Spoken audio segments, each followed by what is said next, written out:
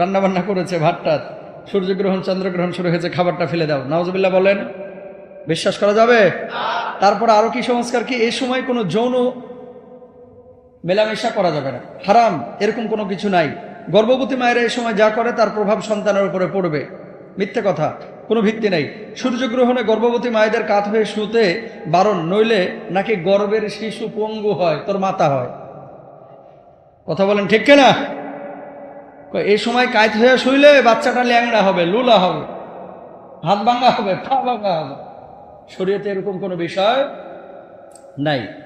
প্রসূতি মা সূর্যগ্রহণ দেখলে তার অনাগত সন্তানের বিকলাঙ্গ হবে, মিথ্যে কথা। চন্দ্র বা সূর্যগ্রহণের সময় যদি গর্ভবতী নারী কিছু কাটাকাটি করে গর্ভস্থ সন্তানের ক্ষতি হয়, মিথ্যে কথা। এই সময় কোনো নারীকে ঘুম বা পানাহার থেকে বারণ করাও অন্যায়। যা আছে এগুলো সবগুলো মিছা কথা, একটাও বিশ্বাস করা যাবে না। শুধু নবীজি বলেছেন 2 রাকাত নামাজ পড়ো।